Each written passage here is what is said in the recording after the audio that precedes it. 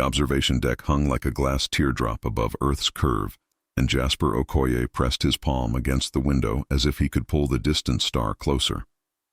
5 years, 1,826 days since he'd watched the USS Meridian fold space and vanish into a shimmer of probability waves. She's on approach. "Doctor," Admiral Theodore Grant said behind him, his voice carefully neutral. 17 minutes to docking. Jasper didn't turn. His reflection ghosted in the glass. Older now, touches of silver at his temples that hadn't been there when Olivia left. Has she sent anything? Any personal messages? Crew manifest confirms all personnel accounted for. Standard health metrics. Nothing personal. The pause before that last word spoke volumes. 5 years of quantum entanglement communication. Those precious, expensive messages that cost more than most people earned in a lifetime. Jasper had sent 43. He'd received 39 back. Not nearly enough. He remembered their last night with painful clarity. The restaurant overlooking the São Paulo arcology, where holographic stars competed with real ones. Olivia had worn that blue dress, the one that matched her eyes when she was trying not to cry. "It's first contact, Jazz," she'd said, using his nickname like a prayer. Humanity's first conversation with another thinking species. "How can I not go?" "You can't," he'd agreed, taking her hand. "That's why I love you," what he hadn't said. "That's why I'm terrified." The quantum messages had started strong. Her second week out. Passed through the helio barrier. Stars look different from out here, older somehow. "Miss your coffee already. Miss you more." His response, 2 weeks later when Earth's transmission window opened. "Coffee misses you too." Working on Vela linguistic patterns. They don't use words, Liv. They use feelings somehow. Emotional frequencies. It's beautiful and completely impossible. But as months became years, the messages changed. Became shorter. More careful. Like they were both editing their hearts, uncertain what the other had become across the distance. "Dr. Okoye," Grant said more firmly. "There's something you should know before she disembarks." Jasper finally turned. The Admiral's expression was troubled. The Vela gave Captain Chen Martinez something. "A gift, they're calling it. Command hasn't cleared it yet, but..." He paused. "It's a recording device. They say it contains the reason they decided to talk to us at all." "What reason?" Grant met his eyes. "You, or rather your messages to the captain. Apparently the Vela have been monitoring our quantum communications for 3 years. They thought..." He cleared his throat. "They thought that's how humanity actually communicates, emotionally. Through longing and hope broadcast across impossible distances."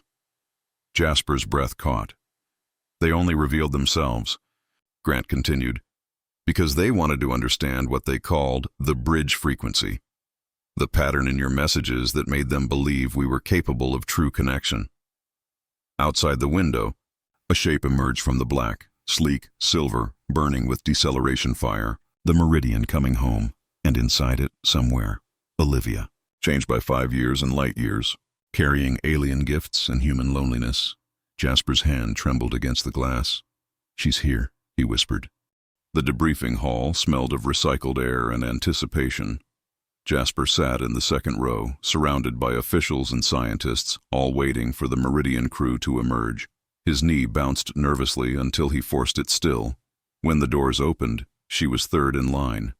Olivia Chen Martinez looked exactly the same and completely different. Same dark hair, though longer now, tied back in a practical braid. Same way of holding her shoulders, military straight but not rigid. But her eyes, they'd seen things Earth couldn't imagine. Their gazes locked across 30 meters of polished floor. Neither moved. Admiral Grant spoke, welcoming the crew home. Someone activated a holographic display showing the Vela homeworld. Crystalline towers that grew instead of being built. Oceans that sang in frequencies humans couldn't hear. But Jasper barely registered it. Finally, after 90 minutes of presentations and protocols, Grant dismissed them. "Personal reunions authorized. We'll reconvene at 0800. The crowd dispersed. Jasper stood slowly, suddenly uncertain of his own legs. Olivia reached him first. Jazz. Liv. Then they were holding each other, and it felt like coming home and meeting a stranger simultaneously. She smelled different, like ozone and something floral he didn't recognize. Her heartbeat against his chest was faster than he remembered. I got all your messages, she whispered into his shoulder. Everyone, even when I couldn't respond. The 6-month silence. System malfunction. We were in Vela space by then, and their electromagnetic fields interfered with quantum entanglement. I wanted to tell you, but... She pulled back, searching his face. You look older. So do you, in ways that don't show. They walked to her temporary quarters in silence, the kind that had once been comfortable, but now felt fragile.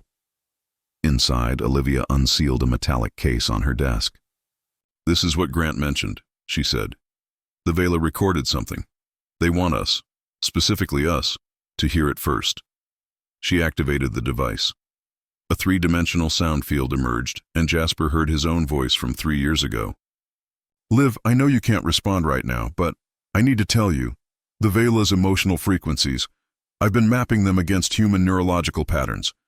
When we feel deep connection, real love, our brain waves sync in the same spectrum they use to communicate. It's like love is the universe's native language. Then Olivia's response, one he'd never received. Jazz, if you're right, if love is really universal, then what we have, this thing that's surviving impossible distance, might be the proof. Not just for us, for everyone, both species. A third voice emerged, melodic and strange, Vela. The translator rendered it. These sounds confused us. They were not requests or data. They were bridges reaching into emptiness, hoping for shores. We had never encountered hope as communication before. It made us curious about the creatures who would speak into silence, expecting echoes. The recording ended. Olivia sat on her bunk, suddenly exhausted. They almost didn't make contact. Their council debated for 2 years. Then Ambassador Teshivara intercepted our quantum channel, your channel, and played it for their leadership. They decided any species that could maintain emotional connection across light years might be worth knowing. Jasper sat beside her. You never told me you mapped our relationship to their communication structure. You never told me you almost volunteered for the Mars terraforming mission. Dmitri mentioned it. Year 3, right? 6 months before your messages became shorter. The truth hung between them like a third presence. I was lonely, Jasper admitted. Terrified you'd come back different. That we'd be strangers. I am different, Olivia said quietly. Aren't you? Yes. They sat in silence, shoulders touching, both changed by time and distance. So what now? She asked. Jasper took her hand. It fit differently in his. Calluses in new places, a small scar across her thumb. Now we find out who we've become. Together. Outside the viewport, Earth turned slowly, blue and patient and waiting. The First Contact Summit occupied New Geneva's entire diplomatic sector, a floating city above Lake Geneva where holographic delegates from both species mingled in careful choreography. Jasper adjusted his collar nervously while Olivia squeezed his hand. Ready? She asked. To explain our relationship to 2 civilizations? Absolutely not. They walked to the central pavilion where Ambassador Teshivara waited. The Vela resembled flowing glass sculptures, translucent and ever-shifting, with cores that pulsed in colors Jasper had no names for. Teshivara's core glowed warm amber. What he'd learned meant curiosity mixed with affection. Dr. Okoye, Captain Chen Martinez. We are honored. The translator made Teshivara's voice sound like wind chimes. Your leaders have agreed to our proposal? Olivia nodded. They have. Though many don't understand why our personal messages matter to formal diplomacy. Then we shall show them. The pavilion darkened. In the air above them, quantum recordings materialized, every message Jasper and Olivia had exchanged over 5 years. But these weren't just words. The Vela technology had captured the emotional resonance beneath each transmission. Hope crystallized into purple waves, loneliness that echoed in silver, love that burned steady gold even across impossible distances. Jasper watched his own doubt from year 3 manifest as fractured red light. Beside it, Olivia's determination to push through appeared as interwoven green strands that wouldn't break. Your species believes love is individual, Teshivara said to the assembled crowd, human diplomats, military officials, scientist, but these patterns are universal. When Dr. Okoye felt connection despite absence, his neural resonance matched frequencies we use to maintain our hive consciousness across our entire planet. A second Vela, Elder Synthara, flowed forward. Her core pulsed deep blue, ancient wisdom. For 60 Earth years we observed your kind. You built weapons, conquered neighbors, consumed resources. We assumed you were young and dangerous. Then we heard these. She gestured to the floating messages. Bridges cast into darkness. Hope persisting against evidence. We realized you may be young, but you understand the universe's deepest truth. What truth? Admiral Grant asked from the front row. That connection matters more than distance. That consciousness seeks other consciousness, always. That love, what you call love, is not human emotion. It is fundamental force. The recording swirled faster, showing patterns, Jasper's messages clustering around Olivia's birthdays and holidays, maintaining rhythm despite years.